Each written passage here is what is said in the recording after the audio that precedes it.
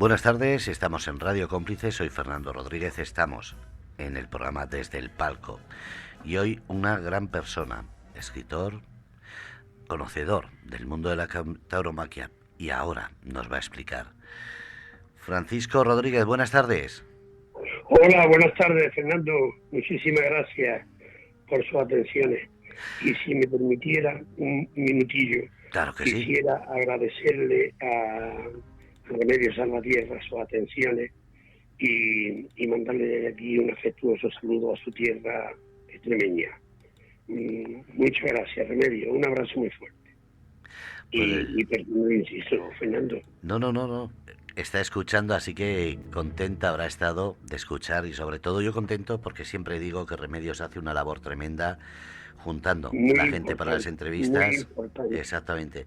Que mucha gente se piensa que sus trabajos no son valorados y hay que reconocer que muchas veces es lo que más cuesta, esa entrevista primera, esa charla. No es lo mismo que en la radio, que ya venimos predispuestos, pero esa primera charla se la traga ella, lo consigue ella y hay que tenerla ahí bien valorada porque está haciendo una labor tremenda. Es un trabajo en silencio, un trabajo a la sombra, pero un trabajo muy importante, claro. Así es. Pues muchísimas gracias por ese reconocimiento y sobre todo gracias por estar aquí en Radio Cómplices. A ustedes siempre. Bueno, vamos a ir primero, como hemos dicho, para la gente que no lo escuchó la otra vez o para la gente que no sepa, ¿quién es Francisco Rodríguez? Bueno, pues Francisco Rodríguez es un hombre muy normalito que ha desarrollado su trabajo en el Hospital Clínico de San Cecilio, el hospital universitario, que ha sido profesor de la facultad de la Universidad de Granada y que su trabajo, que ha sido muchísimo, porque además trabajé también en el Hospital Militar, mientras duró el Hospital Militar en Granada. La Capitanía General de Granada era la más antigua, la fundaron los Reyes Católicos, pero con la transición en el gobierno de Felipe González desapareció el Hospital Militar y yo también desaparecí del Hospital Militar. Pero en fin, dentro de mi trabajo, que ha sido mucho, y que he escrito referente a mi profesión, pero no me ha impedido dedicarme a la investigación taurina, que siempre ha sido mi afición. Ciertamente que desde muy pequeño me aficioné a los toros, no sé por qué, seguramente sería genético, ¿no? Porque mi familia ha sido aficionada a los toros, pero yo es que con 4 años pues ya toreaba un perro, que entraba al trapo, como se dice vulgarmente, ¿no? Y bueno, y luego pues hice, esto ya son historias para no dormir. Yo soy crucero del medio rural, nací en un cortijo donde había un niño que era muy aficionado a los toros. Yo recuerdo que él quería ser Paco Camino y yo era Jaime Otto. Y toreábamos al perro, el perro estaba ya de nosotros, que para qué. Y un día desapareció y volvió a los 3 años. Todavía estaba de maletilla en Sevilla y bueno, pues eso quizás influyó más aún en mi afición, porque ya me fui introduciendo en el mundo del toro, fui conociendo a toreros, a apoderados, banderilleros, y es un mundo muy bonito cuando se conoce desde dentro, la verdad es que sí. Y bueno, y quizás por de formación profesional, pues empecé a escribir de toro. También me ha facilitado la labor el hecho de que yo tenga una biblioteca de toros, la verdad, muy abultada, hombre, comparada con otras personas que conozco, pues es muy humilde, pero supero los 5.000 volúmenes. Y si me está escuchando mi amigo y admirado maestro, que es José María Sotomayor, pues claro, él tiene una biblioteca que supera la mía y la triplica, ¿no? Pero bueno, yo me siento orgulloso de lo que tengo y eso me ha ayudado mucho en mi investigación. De lo contrario hubiera sido imposible, de verdad. Y perdón, Fernando, que como yo coja la hebra, no habla usted, ¿eh? No, lo que pasa es que ayer tuvimos aquí a Alberto de Jesús con una investigación sobre el mundo del toro a través del mundo del planeta desde hace más de 5.000 años. Y usted viene hoy con una historia también que digo, es que ¿Cuándo se va a dar cuenta la gente de que cuando se dice que el toro es cultura, no se dice por decir, sino Mire, porque hay detrás? ahora mismo acaba usted de decir algo que permítame que ahonde un poquito más, que profundice un poquito más. Nuestro vicepresidente del gobierno dice que a él no le molesta, le incomoda, son sus palabras textuales, le incomoda que se considere a la fiesta nacional como cultura. Y yo digo que esas palabras que él dice demuestran una falta de verdad, una incoherencia, una demagogia, un populismo y un desconocimiento total y absoluto de la tauromaquia. Porque un demagogo, y eso tampoco lo digo yo, eso lo dijo Menke, que es aquel que practica doctrinas que sabe que son falsas a personas que saben que son idiotas. Y yo considero que los aficionados taurinos no somos idiotas, somos personas de todas las clases sociales, intelectuales, cultos, y por lo tanto no nos podemos tragar algo que según la definición que hizo la UNESCO en el año 1996 sobre la cultura, si no recuerdo mal, definió la cultura como el conjunto de rasgos distintivos, espirituales, materiales, intelectuales y afectivos que caracterizan una sociedad o un grupo social. Es decir, que ello engloba, además de la arte y las letras, los modos de vida, los derechos fundamentales de los seres humanos, los sistemas de valores, las tradiciones y las creencias. Luego, nuestra fiesta brava es una fiesta muy culta. Y eso no lo estoy diciendo yo, eso lo dijo la UNESCO en el año 1996. Y para la Real Academia de la Lengua, pues el concepto de cultura es el conjunto de modos de vida y costumbres, conocimientos y grados de desarrollo artístico, científico, industrial, en una época o grupo social. Hombre, y a mí me parece que la fiesta nacional ya ocupa, pues, bastantes siglos en España, ¿no? Está bastante arraigada en España como para que no se considere una cultura española. Y perdóneme usted, Fernando, que de nuevo me he extendido y quizás me haya salido del contexto del programa que llevaba usted. No, no, no, no, no, no. El contexto es conocer a Francisco como escritor, pero también a Francisco como apasionado del mundo de la tauromaquia. Porque muchas veces cuando hablamos del mundo de la tauromaquia no se dan cuenta de todo lo que conlleva. Y ser escritor, y además un escritor que casi se puede decir un escritor historiador, eso más razón para querer conocerle. Bueno, la verdad es que soy investigador porque no tengo talento para ser escritor. Perdone. Yo soy incapaz de coger un folio en blanco y ponerme a escribir y escribir una novela, ¿no? Para eso no sirvo. Hombre, lo que sí aprendí por mi profesión fue a investigar. Y eso tampoco es fácil, hay que tener mucha paciencia, hay que saber cómo hacerlo, hay que saber a la fuente a la que hay que recurrir. Y bueno, y por ahí empecé. La verdad es que tengo quizás una deformación profesional, porque como lo mío fue la enseñanza, los últimos años de mi vida profesional fue la enseñanza, la docencia, pues quizás que tenga una deformación y me guste desempolvar papeles y dar a conocer la historia del toreo y poner a cada hombre que formaron la fiesta nacional en su sitio, porque la verdad es que se han cometido muchas injusticias con esto de los toreros. Le voy a decir una cosa. Yo una vez leí una frase que escribió un amigo mío, que conocerá usted también, que se llama Antonio Picamil.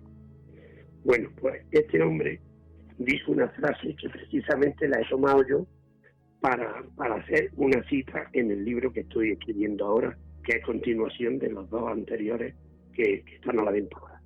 Y este hombre dijo, no siempre los que más torean son los mejores, ni tampoco los que menos torean son los peores. El sistema determinó quiénes debían y quiénes no torear, y algunos pues lograron ser los mejores, pero todos formaron la historia del toreo. y eso es así. Yo, la verdad es que me identifico mucho con las personas que luchan tanto en los toros y que luego, pues, torean 2 o 3 corridas y no torean más. Y quizás porque el mundo del toro esté cuestionado de esta forma, que no siempre es la correcta.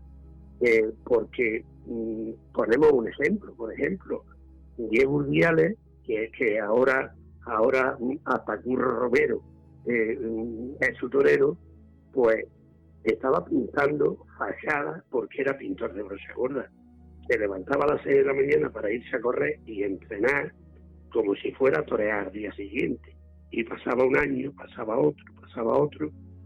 Lo más que toreaba era una corrida. Hubo años que no se vistió de luces y él estuvo con esa constancia todos los días de su vida hasta que un día lo llamaron para torear en las ventas a un mes de agosto. Y ese día demostró que era un torero, pero de verdad. Y hoy Diego Urdiales es figura. ¿Y qué ha pasado con Octavio Chacón? Octavio Chacón tomó la alternativa y aquí en España nadie le daba un pitón. Y fue en Francia, como tantos toreros ha habido, Emilio de Justo también creo, que se formó en Francia. Luego los españoles se dan cuenta de que hay toreros muy válidos que hay que rescatar del olvido. Bueno, pues eso es lo que yo hago realmente, rescatar del olvido hombres que nadie se acuerda de ellos y que en su momento formaron parte de la historia del toreo y dieron su vida muchos de ellos, ¿no? Y hay historias muy bonitas, pero siempre he querido, pues eso lo aprendí de mi maestro, don José María Sotomayor, que hay que aunar la documentación con la estadística, pero sin dejar de lado la parte humana del torero. Dijo José Ortega y Gasset que la persona es ella y sus circunstancias, y hay que ver las circunstancias por las que determinados toreros, habiendo sido figura o marchando muy bien cuando eran novilleros, luego en cuanto tomaron la alternativa se apagaron o se acabaron. Claro, y eso es lo que yo he tratado de plasmar concretamente en este último libro de diccionario biográfico estadístico de los toreros españoles en los matadores de toros olvidados del siglo XX. Lo que he querido es eso, decir por qué las circunstancias que influyeron en determinados toreros, que podían haber sido figuras y que de buena a primera desaparecieron. Y bueno, pues algunas veces la he conseguido, otras veces no, pero creo que eso acercará más al público a la historia de esos matadores. Así es. Tenemos a Remedios que dice: buenas tardes, saludos don Francisco, bienvenido. Lo primero, agradecerle su cercanía, por hablar con usted, por esa sencillez que le caracteriza, de plata y oro, inventario de toreros granadinos, toreros por seguidillas. Los toreros son artistas, locos o seres especiales. ¿Se ha perdido la afición de los años 60? Muchas gracias por ese saludo desde mi tierra linda y se lo devuelvo. Muy agradecido, Remedios. Muchas gracias. Bueno, pues ahí ha hecho un cúmulo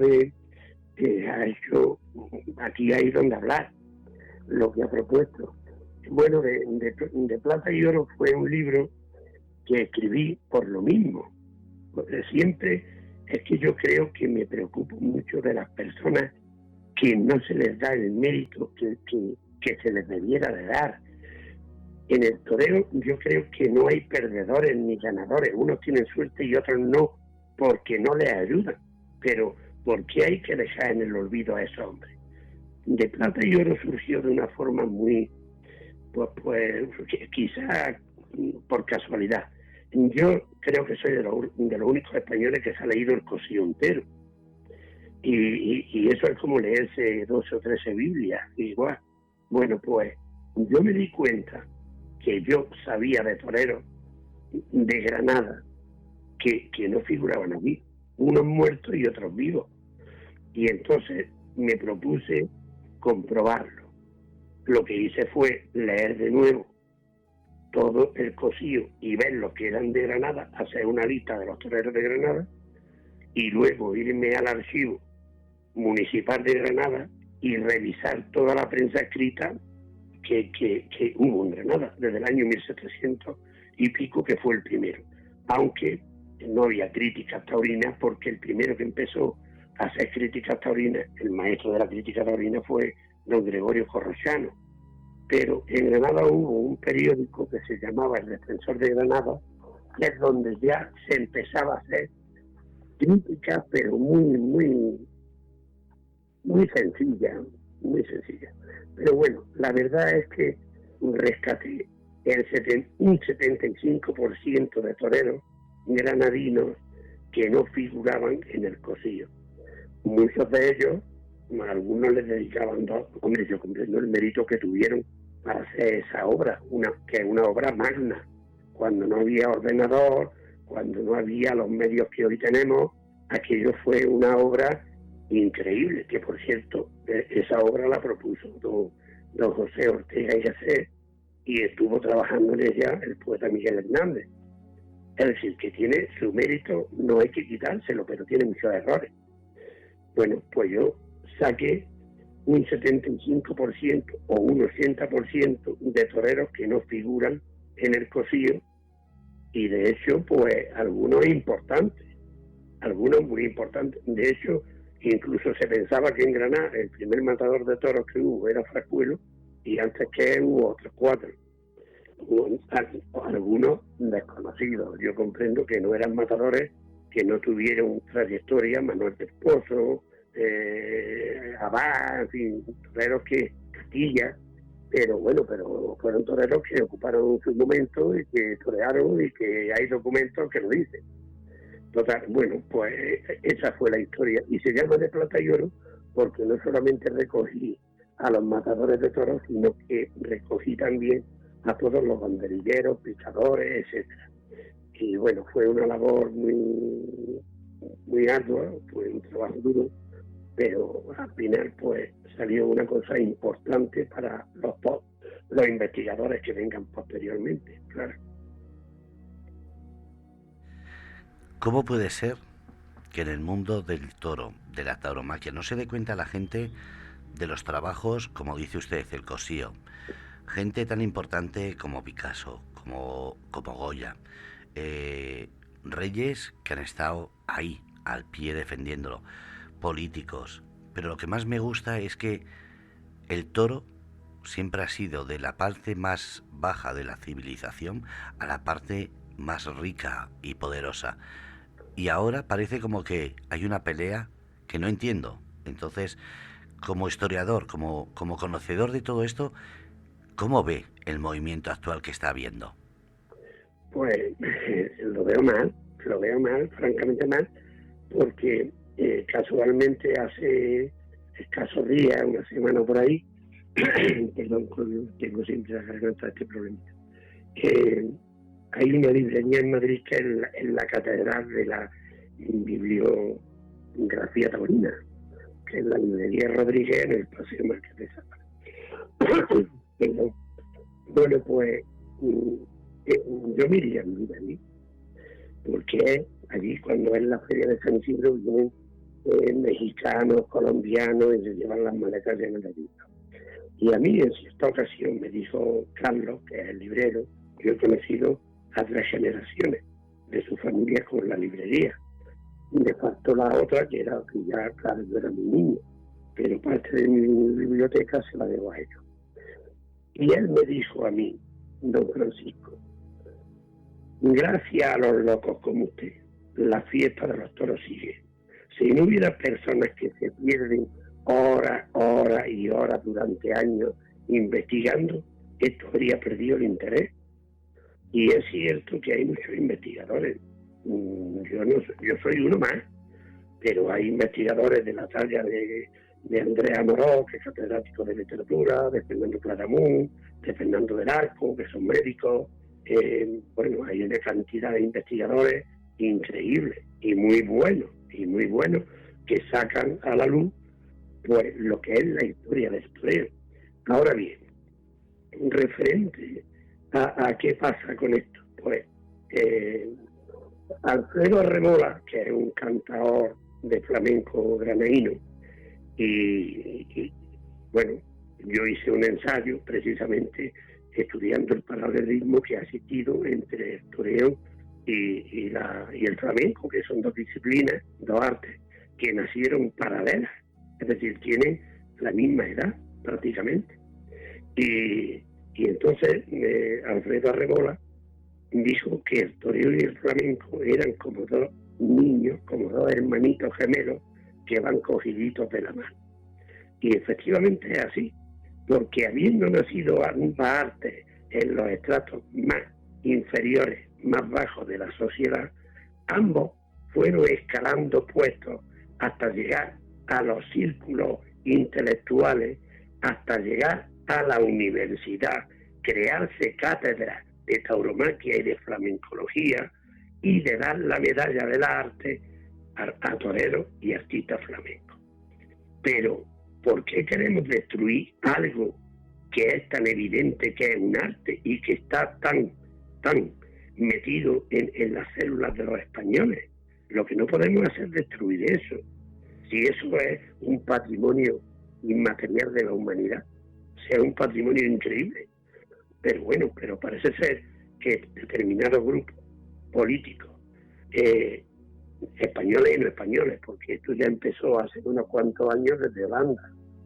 Este movimiento antitaurino empezó con el tal señor Toro en Holanda, que dio, no sé si fueron 9 millones de euros para que en España se empezara a movilizar el movimiento antitaurino.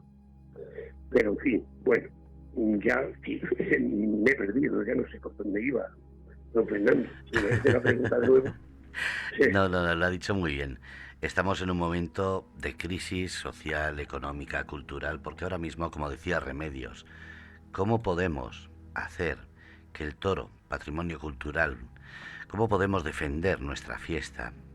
Debemos aprender de Francia, cuando Francia ha sacado esa ley y nosotros no hemos sabido ni siquiera inculcarla a la gente, esa idea. Muchísimo, debemos aprender muchísimo. Ahora mismo parece mentira que nosotros fuéramos los que exportamos el toreo al resto del mundo y que ahora sean los franceses los que nos enseñen a nosotros lo que es la pureza del toreo y cómo debe de ser, y cómo debe ser y cómo debe de funcionar el toreo. Y funciona muy bien. De hecho, muchos toreros que están olvidados en España, allí son figuras en Francia. Eso lo sabemos. En fin, claro, lo que pasa es que en España esto ya viene de antiguo.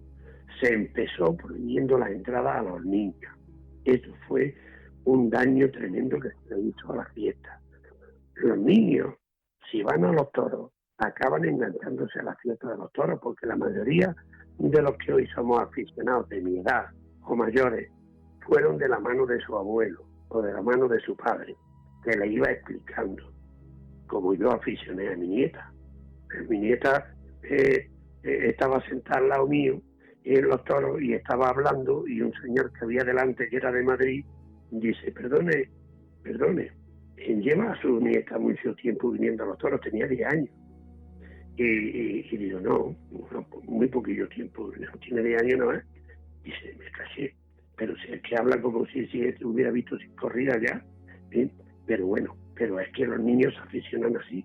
Pero si se les impide la entrada a las plazas a los niños, estamos quitando futuros aficionados. Es que el toreo es más violento que el fútbol. Yo todavía no he visto que se tire el público a la plaza y que le pegue una paliza al torero, ni nada de eso, ni a los banderilleros. No. Y además al toro se le respeta en la plaza. No se le mata de cualquier manera. El público pita al torero si lo mata mal, si la estocada es defectuosa, y se le da incluso la oportunidad de que coja al torero. Muchos han muerto a la hora de entrar a matar. No se le mata traicioneramente por un costado, con un bajonazo, no. Incluso cuando se indulta al toro, el torero hace la simulación de la suerte suprema, dándole al toro la última oportunidad. Bueno, pero es que eso quizás ya entraríamos en filosofar, ¿no? Pero, pero Así yo es. creo que los propios toreros son los que más aman al toro bravo.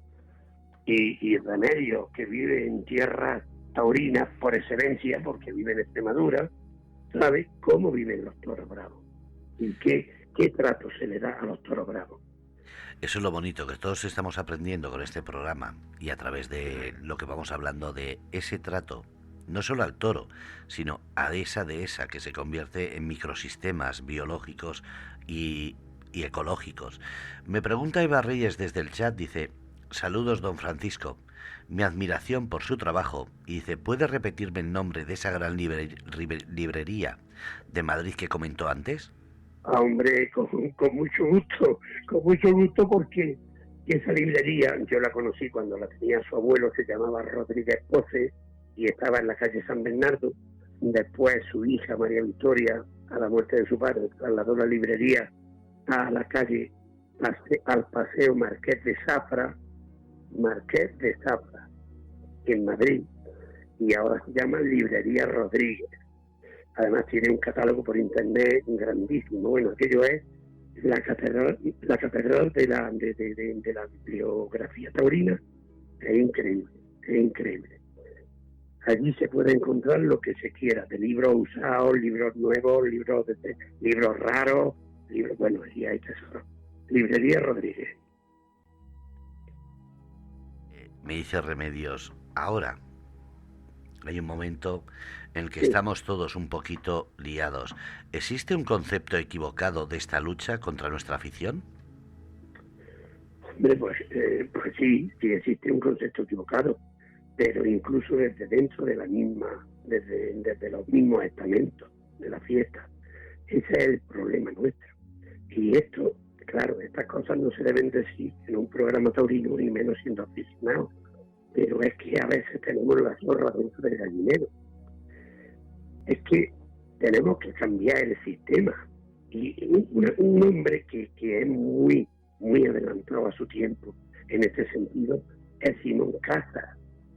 En el toreo parece que somos muy inmovilistas, somos muy conservadores.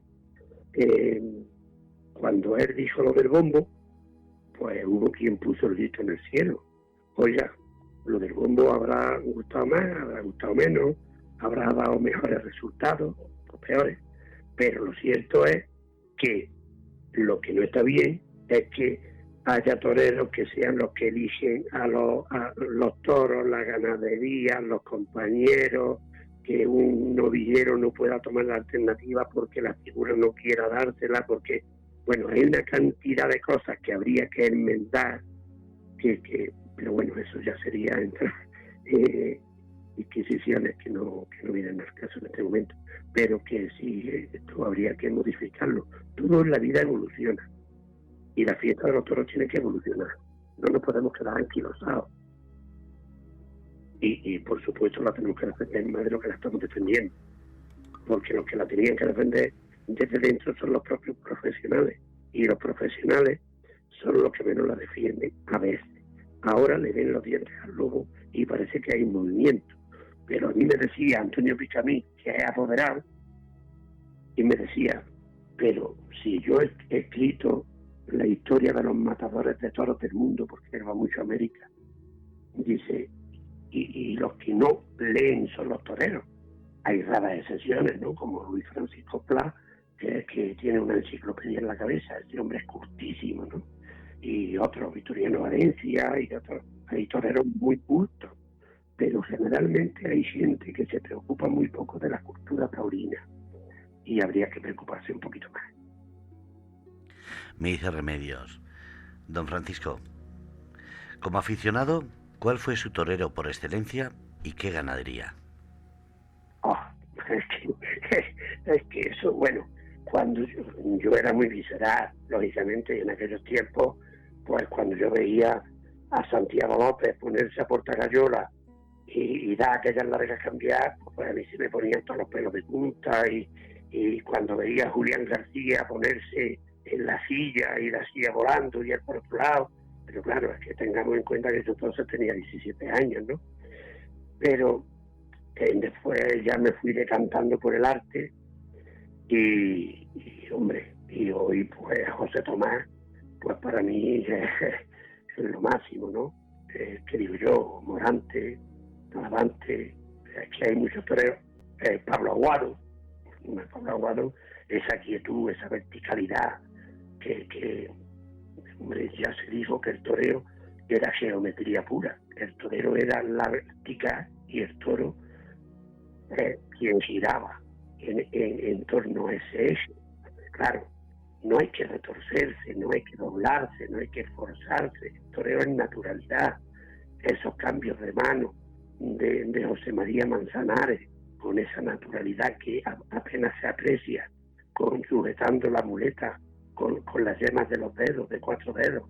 Bueno, pero claro, eso hay que apreciarlo, hay que apreciar quién es el torero que de verdad templa, pero templando al natural. Hay 2 formas de templar, que eso también es algo que los aficionados no saben y los engañan. Una cosa es imprimirle tú la velocidad que quieres al toro, llevándolo a 2 centímetros de la muleta sin que le toquen los pitones y pararlo, como yo he visto hacer a José Tomás, mirar al público, darle un toque y arrancar otra vez al toro. Eso es templar. Pero claro, es que hay toreros que templan llevando la muleta a la velocidad que le imprime el toro. Eso no es templar. Claro, se templa el toro, pero no lo estás mandando tú. Está mandando el toro en ti. Tú no estás llevando la muleta a la velocidad que te está imprimiendo el toro. Bueno, pues entonces, claro, partiendo de la base de que para mí un torero es un hombre admirable, y lo respeto a todos por igual, pero sí, yo me decanto por el toreo de sentimientos, por el toreo de arte. Yo fui seguidor durante muchos años de Curro Romero y de Rafael de Paula. Me llevé muchos berrinches, pero también me llevé muchas satisfacciones. Y en cuanto al toro, pues hombre, me gustan mucho los encastes minoritarios, pero es cierto que con los encastes minoritarios pues no se pueden hacer las faenas que les gustan al público moderno. Los públicos que les gusta el arte en los toros pues necesitan un toro colaborador que se preste, que humille y que vaya al ritmo que el torero le imprima. En eso tenemos que hacer un inciso y desde aquí quiero rendirle un homenaje a Joselito el Gallo, que este año ha hecho un siglo de su muerte, el 16 de mayo del 1920.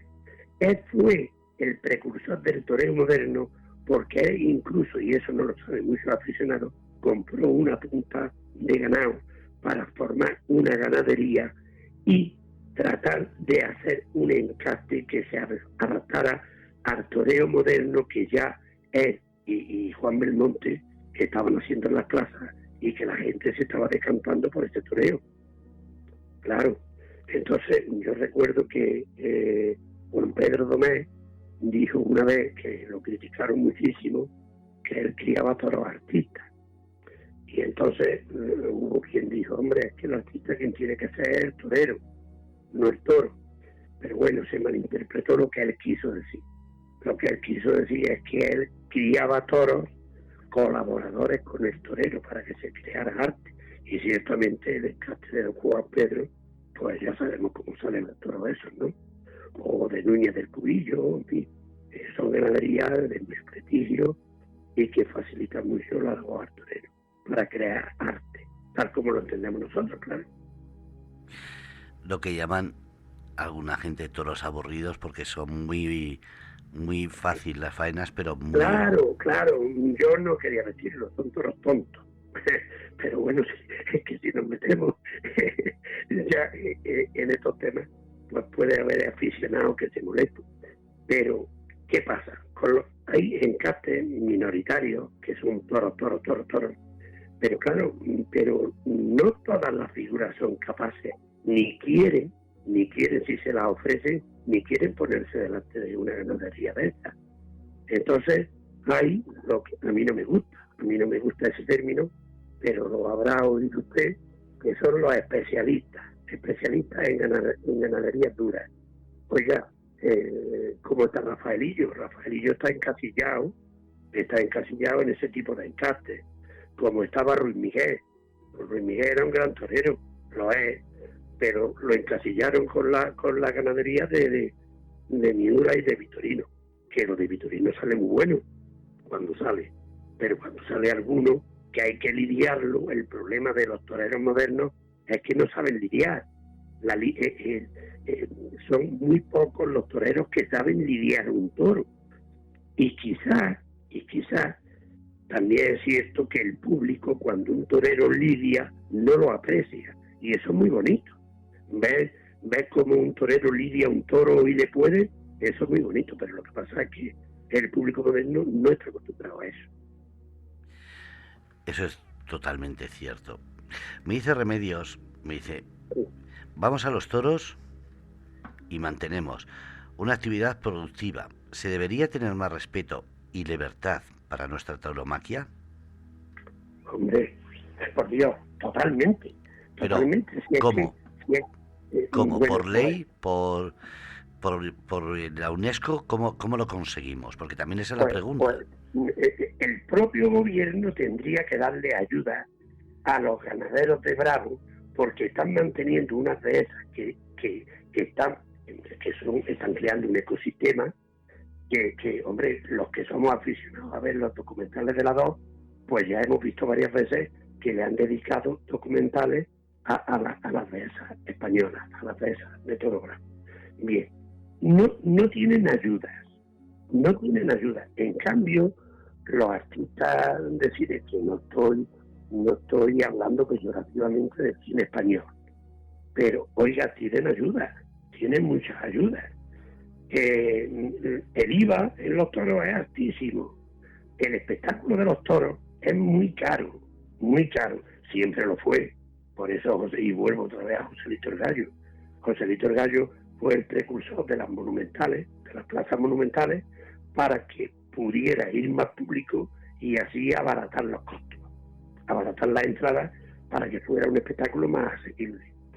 Pero es un espectáculo muy caro, los ganaderos no tienen ayuda, mantener un toro 4 o 5 años vale mucho dinero, que luego no se lo pagan como deben de pagárselo, porque si no, ¿qué tendría que pagar el espectador con lo que cobran los toreros y lo que valen los toros? Bueno, la verdad es que esto es entrar ya en una dinámica que habría que cambiar muchas cosas, pero de hecho los ganaderos tendrían que tener unas subvenciones que no tienen, y cada día los políticos son más reacios a dárselo. Luego hemos entrado en una política en la que las televisiones no quieren televisar corridas de toros, que las empresas no quieren que se les señale y no quieren poner publicidad en las corridas de toros. Es decir, hemos entrado en una dinámica donde estamos destruyendo nuestro patrimonio, que ya hemos dicho que está considerado por la UNESCO como una cultura, y eso está escrito, esa definición de la UNESCO data del año 1996. Es decir, que eso se sabe, pero se ayuda poquísima, muy poca. Este año, con la pandemia y el coronavirus, pues esto va a ser la puntilla para el sector taurino, porque muchos ganaderos van a tener que llevar sus toros al matadero y no va a haber corridas de toros, muchos toreros se van a quedar sin torear. En fin, esto ha sido un desastre para el sector taurino, pero algo que ha beneficiado mucho a los antitaurinos, porque se van a aprovechar de este momento. Claro, y el gobierno también, porque el gobierno que ahora mismo tenemos, y a mí no quiero entrar en política, pero es antitaurino, eso lo sabemos todos. Entonces poca ayuda va a tener el sector, muy poca. Eso pasa demasiadas veces, que metemos la política en actividades que no se debería meter. Por ejemplo, si estamos hablando de actividades de reconocer una función social, como reconoce el mundo de la tauromaquia, que hablamos de dehesas, ecológicas, etcétera. ¿Por qué siempre que hablamos del mundo del toro solo los últimos 20 minutos son los que achacan para quitar ayudas, para quitar todo? Siempre, hombre, pero si es que parece mentira que Vitorino Martí haya escrito las cartas que ha escrito y no se le responda y no haya fórmulas, no haya soluciones. Es que en el mundo del toro viven muchísimas familias, dan muchos puestos de trabajo, muchísimos puestos de trabajo. El mundo del toro no se puede acabar. Es que el gobierno, yo creo que no es consciente de lo que supondría que los toros se suspendieran en España o se acabaran. Pero si nada más que el año pasado que vino José Tomás a torear a Granada tuvo una repercusión indirecta de 14 millones de euros. Pero si es que se abonó la plaza entera, todo, la plaza entera, hoteles llenos, gente de toda España. Aquí que hay 4 vuelos diarios, vinieron aviones especiales. Pero bueno, que el mundo del toro mueve muchísimo dinero. Pero es que queremos cargarnos precisamente lo que es ancestral. Y ya no estamos hablando del toreo moderno tal como lo conocemos ahora, que tiene 300 años. Estamos hablando de que 40.000 años antes de Cristo ya el hombre jugaba con los toros como ahora se hace en la Comunidad de Valencia, Castellón, en las calles. Es decir, el hombre descubrió que era más fácil cazar a un animal que embestía que a uno que huía. Y empezaron a jugar con los toros hasta llevarlos a encerraderos. Y bueno, y lo que empezó siendo un simple ejercicio de caza terminó siendo unos juegos lúdicos, una actividad lúdica que luego con el paso de los siglos se fue convirtiendo en un espectáculo gracias precisamente a la prohibición del primer Borbón, de Felipe V. Cuando él prohibió los toros, hasta entonces el toreo estaba en manos de la aristocracia y el toreo era a caballo, como todos los aficionados sabemos, y tenía unos auxiliadores que le llamaban chulos, que eran los del pueblo, y cuando se prohibieron los toros y los aristócratas se apartaron para no incomodar al rey, ya había arraigado tanto el toreo en el pueblo, que fue el pueblo quien empezó a formarse en cuadrillas y nació el toreo moderno. Ya sabemos la historia de Juan Romero, Francisco Romero, Jerónimo, Cándido, y bueno, ya hemos llegado a donde ahora está el toreo. Ahora es arte puro. Antes no, antes era, pues bueno, pues cuando aquella competencia que hubo tan tremenda entre Lagartijo y Fracuelo, pues no podemos decir que aquello fuera arte. Era un toreo sobre las piernas, en 2 pases y entrar a matar, y lo que contaba era la suerte suprema, ¿no? Bien es cierto que la competencia que empezó aquí en Granada, precisamente entre Lagartijo y Fracuelo, fue el inicio del toreo moderno, que luego se encargó Joselito con Belmonte de acentuar esa modernidad. Pero hombre, ¿cómo nos vamos a cargar lo que hemos logrado, que es algo importantísimo? Y ya no me estoy refiriendo solamente a la estética del toreo, que se han preocupado de esa estética pues todas las disciplinas artísticas, la escultura, la pintura, la arquitectura, todo. Es que ya me estoy refiriendo no solamente a los puestos de trabajo, sino a lo que supondría la pérdida de un animal que es un tesoro zoológico, que tenemos la suerte de tenerlo nosotros, y que, si me permite usted, don Fernando, aprovecho para decir que según el estudio que encargó la Mesa del Toro a la Facultad de Veterinaria de Córdoba, que ya se había hecho antes en los años 50 en Zaragoza, ¿no? Allí hubo una tesis doctoral de Cesáreo Sanegaña que demostró, estudiando miles de ojos, que el toro no sufría. Pero claro, eso no se lo trajo nadie. Pero ese libro se puede comprar porque aún está a la venta, tantos años después, en Espasa Carpe. Bueno, pues la Mesa del Toro encargó a la Facultad de Veterinaria de Córdoba que hiciera un estudio para ver si era cierto que el toro sufría o no. y con un equipo de profesores veterinarios de distintas disciplinas demostraron que el toro no sufre. De hecho, todos los animales, por muy fieros que sean, ante el castigo huyen. De hecho, los leones, los tigres, los domadores los tienen sentados como un gato en un pedestal porque tienen un látigo electrificado. En cambio, el toro bravo, cuanto más se le pica, más acomete. ¿Por qué? Porque se ha demostrado que cuando empieza el dolor, el toro empieza a desarrollar una serie de enzimas que es la serotonina, es lo que en los humanos se llama la hormona de la felicidad, que es 1.000.000, no sé si es 1.000.000 de veces más fuerte que la morfina. Donde verdaderamente sufre el toro, demostrado, es en el traslado de su medio natural, que es la dehesa, hasta los corrales de la plaza. Eso de meterlo en un cajón y llevarlo a los corrales, luego el sorteo, el ensiqueramiento, está en un habitáculo.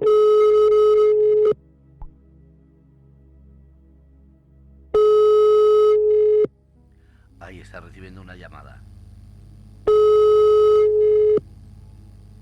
Voy a cortar y volvemos enseguida.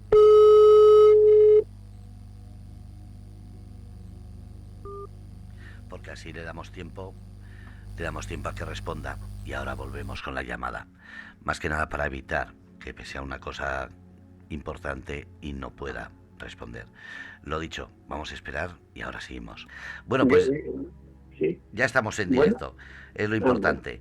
Estaba comentando mientras no estaba que he puesto el enlace de la página de la librería que ha comentado usted, pero hablando ya de ello, volvemos a su faceta de ese doble libro, Diccionario biográfico de los matadores de toros españoles olvidados del siglo XX. Sí. ¿Cómo se puede conseguir? ¿Cómo va ese libro? ¿Y tendrá secuelas o se queda ahí? Va a tener una secuela. Sí, porque era necesario. Le explico cómo surgió este libro. Perdón por la garganta. Este libro surgió porque en el año 1943 don Ventura escribió la historia de los matadores de toros, donde recogió 243 matadores de toros, creo, que precisamente fue el primer libro de toros que yo leí cuando tenía 15 años, 16, y lo leí del tirón. Bueno, pues en el año 73 hizo una nueva edición y el hombre se lamentaba amargamente de que en solo 25 años se había aumentado el número de matadores de toros, que aquello era un abuso y que si no se le ponía freno, esto llegaría a ser pues una merienda de negro, más o menos, porque decía que no se podían dar alternativas tan alegres. Claro, yo, por otras investigaciones anteriores, pues he conocido muchos toreros que torearon que fue de muy despedida. Se torearon una y se fueron. Pero también otros muchos, el Bala, por ejemplo, yo recuerdo que tomó la alternativa en Francia, le amputaron la pierna derecha porque tuvo una cornada muy grave en el triángulo de escarpa, pues no le querían reconocer la alternativa que tomó en Francia. Y entonces en el Cosío yo veía que había mucha gente que estaban considerados como novilleros o banderilleros, cuando en realidad habían sido matadores de toros, que habían tomado la alternativa en México, en Lima, en Cartagena, India, etcétera, pero que aquí en España, como no se la reconocían, pues no figuraban como tal. De hecho, en la portada del primer volumen, creo que es, de este libro, pues puse uno que era Darío Díez Limiñana. Él se anunciaba como Limiñana. Bueno, pues en el Cosío, si lo miran los oyentes, verán que el Cosío le dedica 36 páginas de columna, una columnita de 36 páginas diciendo que no pasó de ser un modesto novillero y punto. Bueno, pues ese modesto novillero es el único que tiene la cruz de beneficencia en España, pero no se la dieron siendo novillero, se la dieron siendo matador de toros, porque tomó la alternativa en México y allí fue matador de toros. Luego en España tuvo que agarrar las banderillas, porque no le reconocieron el doctorado. Entonces yo lo único que he querido hacer es hacerle justicia a todos esos hombres que se le han dejado en el olvido, que no se le han reconocido su alternativa ni sus méritos. Como esto le puedo decir a otro, pues he disfrutado mucho, ¿no?, con esta investigación. Un tal José Rovirosa, que era un hombre adinerado, pues se enganchó con el veneno de los toros y tomó la alternativa, pero tuvo la mala fortuna de que en Francia, creo, un toro le fracturó la tibia del peroné, y eso fue en el año 1906. Y en aquella época pues le dijeron que tardaría en curar mínimo 3 años. Entonces aquel hombre en la cama pensó: ¿y qué hago yo 3 años acostado? Se puso a estudiar y estudió medicina. Hizo la especialidad de oftalmología y fue discípulo de Barraquer. En el año 1900, creo, 12 o 14, hizo la tesis doctoral sobre unas lesiones en el nervio óptico. En el año 1927 escribió una obra de teatro que se llamaba Cegar para ver. Y le dieron, el rey Alfonso XII le dio la orden de caballero de, pues no sé, un mérito muy grande, el rey. Bueno, quiero decir que ha habido hombres muy importantes que no han triunfado en los toros, pero que en su momento tuvieron una importancia grande. Y esos hombres hay que sacarlos a la luz. Manuel Dionisio, nadie se acuerda de Manuel Dionisio.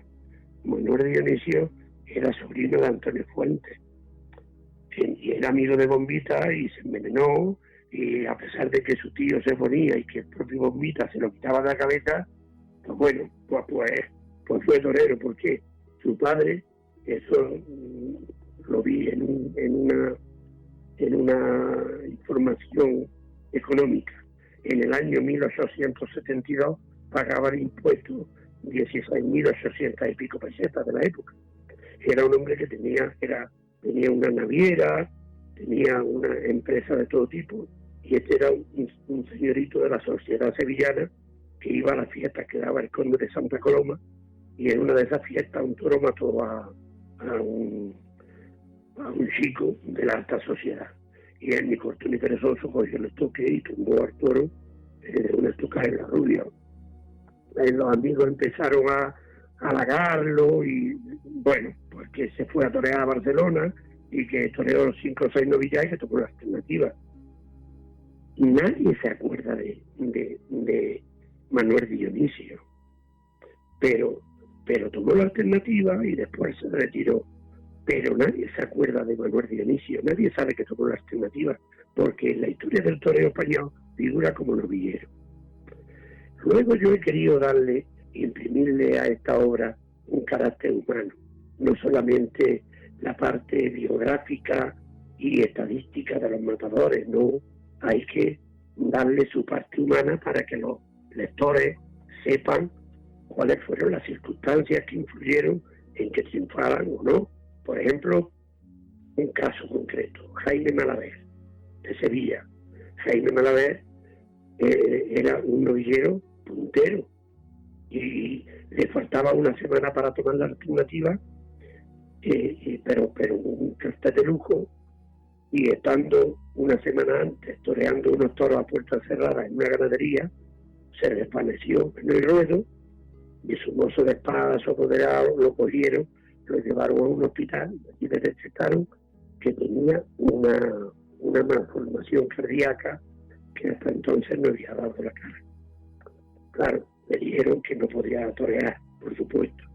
Entonces este hombre le dijo a su apoderado y a su mozo de espada que no le dijeran nada a su familia, que él quería tomar la alternativa y retirarse el mismo día. Bueno, pues esta historia que yo le estoy contando ahora mismo, la gente no lo sabe. Lo único que sabe es que Jaime Malavé era un novillero puntero que tomó la alternativa y que se acabó. ¿Pero por qué se acabó? Es que, como dijo Ortega y Gasset, la persona es ella y sus circunstancias. Y si no luchamos contra esas circunstancias, nunca sabremos lo que la persona luchó o dejó de luchar. Bueno, como casos como este hay muchos, hay muchos. La verdad es que he querido darle un tono humano al libro y he recogido 446 matadores de toros que o bien torearon solo la corrida de su alternativa y se retiraron, o volvieron a torear novilladas, o algunos se hicieron banderilleros. Otros, como las toreras, se quedaron a vivir en América y quedaron inéditos en España. Pero, referente a la secuela, sí va a haber una secuela. Porque, como don Ventura se alarmó de que en 25 años se hubieran duplicado las alternativas, yo he querido ver en 18 años, he hecho solamente los primeros 18 años de este siglo, he recogido 110 matadores de toros, que torearon solamente una corrida, o que volvieron a torear novilladas, o que se hicieron banderilleros. Es decir, en solo 18 años del presente siglo, he recogido un cuarto de los toreros de los que recogí en todo un siglo. Porque en un siglo recogí 446 y ahora son 110. Es decir, prácticamente un cuarto. ¿Por qué? Pues porque proliferan las escuelas taurinas. Pero oiga, ¿eso es malo? No, yo creo que eso es muy bueno. El libro se va a llamar De ilusión y oro, matadores de toros del siglo XXI, 2001, 2018, sueños cumplidos o ilusiones frustradas. Muchos fueron sueños cumplidos, porque aquí recojo pues un bombero que su ilusión era ser matador de toros, recojo un abogado muy bien situado que quería ser matador de toros y tomó la alternativa, un constructor multimillonario que no tenía ni dónde caerse muerto, se fue a Palma de Mallorca con 27 años y se metió a trabajar de peón de albañil cuando el boom de la construcción. Y él se dio cuenta de si él contrataba 4 o 5 albañiles, pues podía, aunque él no era albañil, podía hacer chapuzas. Bueno, pues llegó a tener 120 operarios y una empresa muy importante. Y cuando tuvo el dinero suficiente para pagarse las novilladas reglamentarias, que son 25, tomó la alternativa. Y lo dijo, esto es mi ilusión, era, bueno, pero como casos de esto hay muchos. Hay muchísimas personas que la ilusión de ellos era verse matadores de toros nada más. Que luego ha habido otros que sus ilusiones se han visto frustradas. Pues sí, muchos.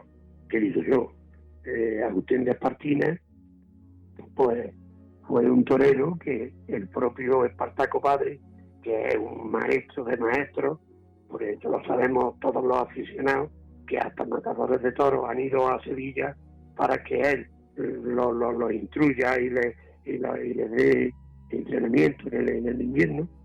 Pues veía en Agustín de Espartina un torero que iba a ser revolucionario. Y hasta su propio hijo lo apoderó, y hasta el propio Espartaco, Juan Antonio, reapareció para darle la alternativa. ¿Luego qué pasó? Pues luego pasó que no le dieron corrida y se tuvo que hacer banderillero. Bueno, pues seguramente aquí hay unas ilusiones frustradas, ¿no? Lo mismo que con Caro Gil.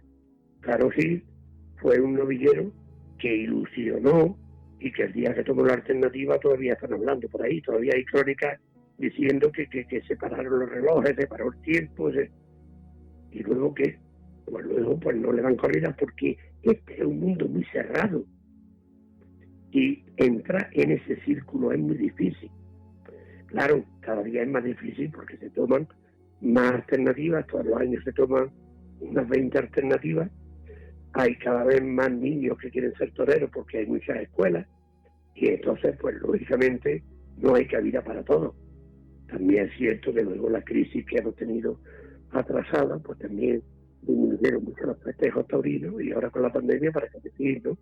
Pero bueno, pero ese libro viene a sacar unas conclusiones y es que la fiesta tiene salud. Hay gente que quiere ser torero, hay mucha gente que va a las escuelas y bueno, ahí digo las escuelas que hay, las que ha habido en el siglo pasado, las que hay los alumnos, que, doy una serie de datos en la introducción que puede ser importante como para sacar conclusiones. Me pregunta Eva Reyes desde el chat, ¿dónde se puede adquirir este último libro y los demás libros? Bueno, el único que posiblemente todavía quede alguno es el de la historia de los matadores de toros de Granada, que de haber alguno puede estar en la librería Rodríguez, porque las demás librerías se agotaron. Allí puede ser que haya, porque se vendieron muchísimo y puede haber que haya alguno. Pero los demás están agotados, los demás se agotaron.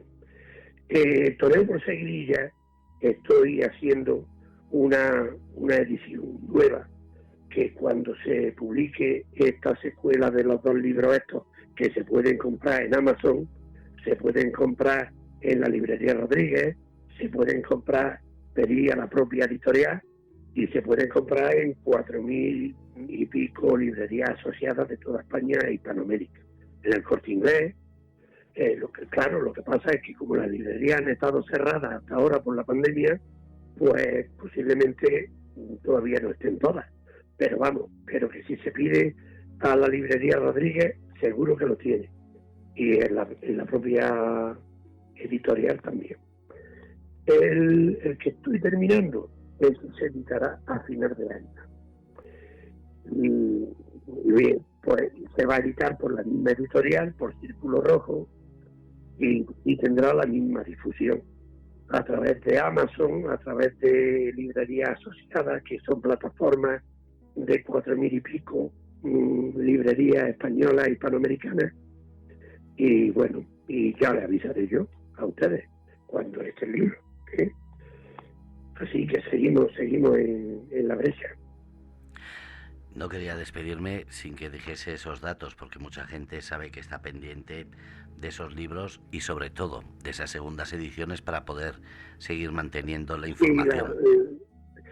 Sobre el Toreo por Seguirilla fue un libro que me ilusionó muchísimo porque participó mucha gente de la familia de Joselito el Gallo. Y yo soy genealogista, estudié Derecho Nobiliario y además soy magíster en heráldica y genealogía. Y bueno, entonces pues mi tesis la hice sobre la genealogía de mi familia. Y me ilusioné con esto porque nunca se había hecho y hice la genealogía de los gallos desde el primero que se conoce en el año 1700. De ahí arranqué la genealogía y bueno, me encontré una cantidad de toreros. Los Lavi eran de la familia de Joselito, Gabriela Ortega desciende de los Lavi y de Enrique el Gordo, en fin, es muy interesante. Y conocí por casualidad, porque la vida del mundo es un pañuelo, y perdone si nos estamos extendiendo, me lo dice corto. Se preocupe. Vale, pues no sabía cómo contactar con alguien, llamé a Alfonso Ordóñez, llamé a Espeleta, que entonces era los Espeletas estaban relacionados con la familia de los Ortega, era el hermano mayor de la cofradía de la Hermandad de los Gitanos de Sevilla. Total, que por fin conocí a una bailadora flamenca estadounidense que se llamaba Inesita, que había venido a los festivales internacionales de música y danza de Granada. Y hablando con ella casualmente de lo raro que resultaba que una estadounidense fuera bailadora flamenca, me dijo, es que yo he conocido a la nieta de la mejor bailadora que ha habido en España. Digo, ¿así? Dice, claro, Regla Ortega. Claro, Regla Ortega fue la primera bailadora que levantó los brazos por encima de la cintura. Entonces no se levantaban los brazos. Y fue la primera en obtener la medalla de Bellas Artes. fue la inventora de los bailes del polo y de la caña. Y a través de ella me puse en contacto con su nieta, que es hija de torero, era nieta de madrileñito y hija de Manolo Esteves, que fue banderillero de Antonio Ordóñez. Y esta chica había sido locutora de Radio Madrid con Moncholi, haciendo las entrevistas en el callejón, pero había dejado el mundo de los toros y era la vicedirectora de la revista Vogue en los Estados Unidos. Hablé con ella, le hizo muchísima ilusión, todas las noches nos escribíamos muchísimos correos, ella me contaba historias, yo le preguntaba, yo le decía cosas que ella no sabía, me empezó a poner en contacto con gente. Bueno, la verdad es que el libro fue una maravilla de libro y perdone esta falta de inmodestia, pero es que la madre de María Victoria, la madre del actual librero de la librería Rodríguez, me dijo: mire usted, don Francisco, usted ha escrito un bestseller taurino. A mí me daba vergüenza, digo, un bestseller taurino. Sí, usted no sabe ese libro lo que te vende, ese libro ha gustado muchísimo. Y la verdad es que gustó muchísimo, porque aparte de hacer un ensayo sobre el paralelismo entre el toreo y el flamenco, luego hice la genealogía y hice un epígrafe de cada personaje, tanto de los toros como del flamenco, ¿no? 47 matadores de toros, banderilleros, etcétera, y aparte los bailadores, cantadores, pues incluso cantadores que no estaban catalogados por flamencólogos tan importantes como era Blas Vega. Total, que fue un libro que tuvo mucho éxito. Y como quebró con aquella crisis, la editorial que me editaba a mí era Egar Torres, hizo un ERE y ya no pudimos hacer una segunda edición, pues entonces pensé en hacerla ampliada y mejorada, y en ella estoy. Entonces, cuando termine con pues para el año que viene seguramente verá la luz. ¿Qué decir como despedida? Me dice Remedios don Francisco, gracias por compartir este momento tan especial como es escuchar a personas como usted. Me haré con esos libros para ilustrarnos de su trabajo, y el tercero lo quiero firmado, me hará mucha ilusión tenerlo en mi casa. Gracias siempre por lo que dije al empezar, su sencillez y cercanía para hablar con usted. Un abrazo. Y a esas palabras me uno yo. Fernando, yo estoy emocionado del trato que me han dado, de verdad. No creo que lo merezca, porque soy un hombre sencillo, que le gustan los toros, soy un aficionado y que trato de aportar mi granito de arena.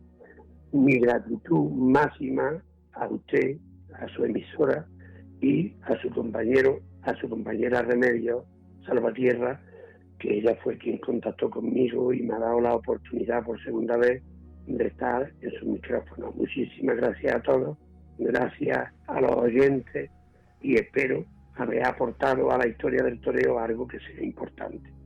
Eso lo decidirán ustedes. Y pues, por supuesto, Remedios tendrá su libro y usted también, claro. Muchísimas gracias. Yo tengo que decirle que desde el chat Eva Reyes dice: ha sido un placer escucharle, muchas gracias. Ana decía: felicidades don Francisco por sus libros taurinos, gracias, ha sido un placer escucharles. Y como digo, mucha gente que está escuchando siempre, aunque no participen en el chat, es grato escuchar a una persona con una memoria como la suya y un saber para enseñarnos a todos. Gracias don Francisco. Pues muchas gracias a usted, y transmítale a todas esas personas mi gratitud. Muchísimas gracias a todos. Buenas noches. Un abrazo, buenas noches. Muy fuerte, Fernando. Buenas noches, muchas gracias. Gracias a usted. Adiós. Pues han escuchado desde el palco una persona con una cultura, no solamente de historia, sino de saber del mundo de la tauromaquia, como ha hablado del flamenco. Como he dicho, es que la tauromaquia abarca tantas ramas que es bonito escuchar. Gracias Eva, Ana, Manuel y a toda la gente que estáis ahí en el chat. Gracias Remedios. Y como siempre, desde Radio Cómplices, desde el programa Desde el Palco, qué decir, lo que diga queda cortísimo.